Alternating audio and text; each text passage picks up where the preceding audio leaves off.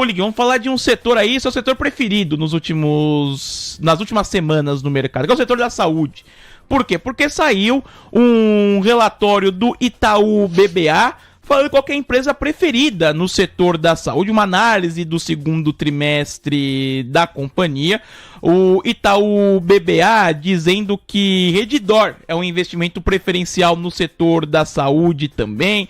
Tem no relatório comentários sobre a Hapvida, disse que a DAS, as margens devem permanecer estáveis de acordo com o relatório do Itaú BBA. Você chegou a ver esse relatório sobre o setor da saúde? E se sim, o que achou, Ulig?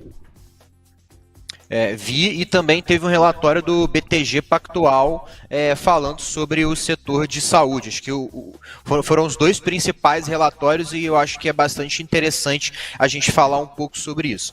O setor de saúde, nos últimos anos, principalmente pós-pandemia, passou por muita dificuldade, né? Você teve problemas na distribuição, você teve um problema importantíssimo também, que foi o agravamento da insegurança jurídica no setor, e aí naturalmente você obrigou os hospitais a trabalharem mais recebendo menos, e você também obrigou as operadoras de plano de saúde a fornecerem coberturas que as pessoas não necessariamente tinham direito a essas coberturas, mas as liminares, enfim, estavam trazendo esse cenário novo.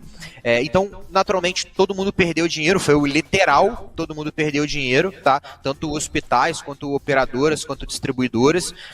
Você olha distribuidoras, por exemplo, a Viveu, né, CM hospitalar, super machucada. Você vê operadoras que vão desde Qualicorp até a própria Sul América se machucando, e também a Hapvida, né, que está ali integrado, como também nos próprios hospitais, aí, a gente estava falando de Redditor, da própria Hapvida também, de DASA e de vários outros hospitais gigantes, tá?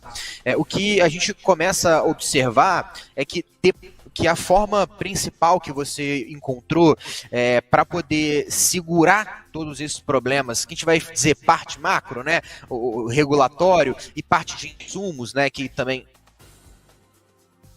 Opa, tivemos um corte aqui no nosso Lucas Ulig. Ele ia falar da parte de insumos, Ulig. A sua imagem congelou, mas voltou. E aí eu peço pra você retomar aí que você falava na parte macro, na parte de insumos, e eu peço pra você complementar, Ulig. Opa, vamos lá. Então qual a fórmula, né? Fórmula de resolver isso para as operadoras, né? Basicamente começaram a aumentar o tempo de repasse. E aí o problema das operadoras, que estava muito mais relacionado com a insegurança jurídica, eles começaram a ganhar prazo de pagamento com os hospitais e com os distribuidores.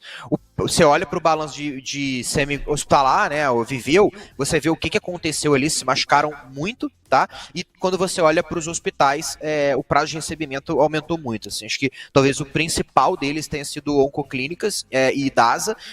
A Redditor não, porque em 2021 ela já se antecipou, ali já começou a casar com a Sul América, então acho que acabou mitigando um pouco desse movimento, tá?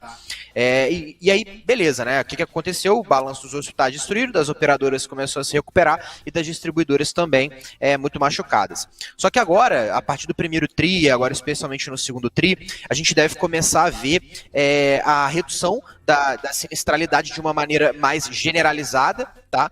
O que é apoiado também, principalmente com redução de custos que as companhias têm feito. Isso, enfim, está no conference call de praticamente todas as empresas do setor, tá?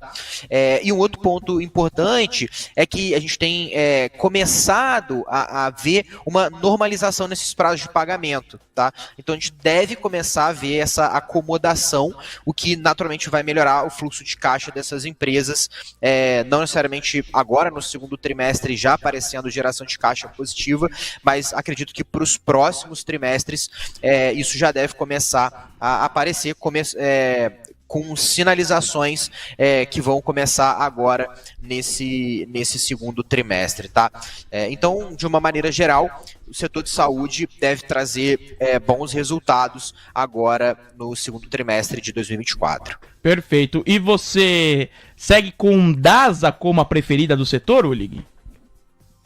Sigo, gosto bastante de DASA, apesar de não ser a minha principal posição na carteira, eu sigo ainda com as minhas ações de DASA, e eu também gosto de Profarma, tenho posição também.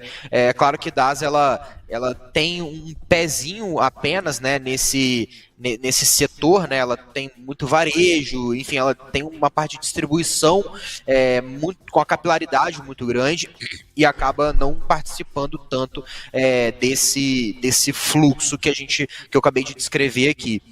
Mas são duas empresas do setor de saúde que eu gosto bastante, tá?